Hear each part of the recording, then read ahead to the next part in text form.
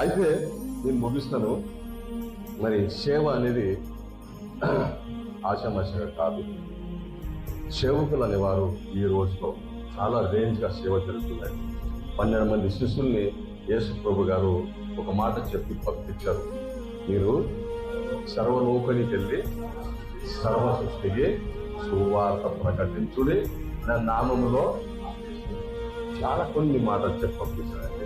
ఒకవేళ మనము కొంచెం బ్యాగ్ వెళ్ళిపోతాయండి. వారు సేవ చేశారు.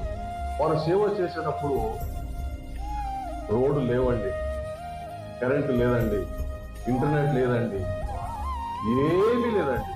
ఎన్ని సంవత్సరాలు నడిచారో, ఎంతమంది ప్రాణం ఇచ్చారో. కానీ ఈ రోజు సేవ ఒకటే మాట చెప్పి ముగిస్తున్నాడు. ఈరోజు సేవ చేయాలంటే లక్షలు కావాలంటాం. పెద్ద స్టేజ్లు, చైర్లు, ఎల్ఈడీలు, ప్రెస్,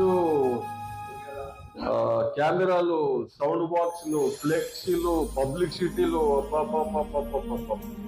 అవన్నీ అవసరం అంటారా? దేవుని అవసరం కలిగిన కాక అవి ఉంటేనే సేవ అవుతారా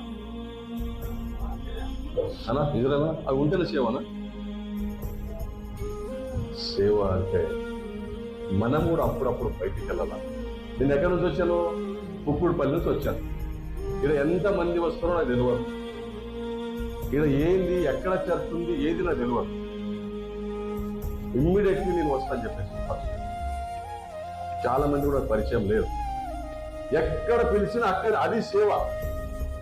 కానీ వీళ్ళు అంటున్నారు, అందరూ నా దగ్గరికి రండి, నేను ఎవరి దగ్గరికి వెళ్ళాను. దేవుని అవసరం కలిగిన కాక నేను ఎవరి దగ్గరికి వెళ్ళాను. మీరు అందరు నా దగ్గరికి రండి, నేను టచ్ అంటే మీ అప్పులన్నీ తీరిపోతాయి. దేవుని అవసరం కాక 12 మంది శిష్యుల్ని యేసు ప్రభు గారు అన్ని ఇచ్చిన తర్వాత దయ్యం ఎలగొట్టడం శిష్యులలో కాలేపని సందర్భంలో ఎందుకు? నమ్మకం లేక. వీళ్ళు చేస్తారా? శిష్యులకు యేసు ప్రభు గారు అన్నారు, చనిపోయిన వారు మీరు ప్రార్థన చేస్తే లేచి నిలబడతాం. అన్ని చూడాలి, అన్ని పవర్స్ ఇచ్చి పంపిస్తారు. మీరెళ్ళండి. కొన్ని సందర్భంలో దయ్యం పట్టిన వాళ్ళని ఎలగొట్టడం కాక వాళ్ళు యేసు ప్రభు గారి దగ్గర తీసుకెళ్ళారు. అయ్యా మీ శిశువుల దగ్గర తీసుకెళ్తే కాలేదయ్యా అంటే యేసు ప్రభు తిట్టిన వాళ్ళని. అల్ప విశ్వాసురారా, నమ్మకం లేదు. కానీ వీళ్ళు కాదు.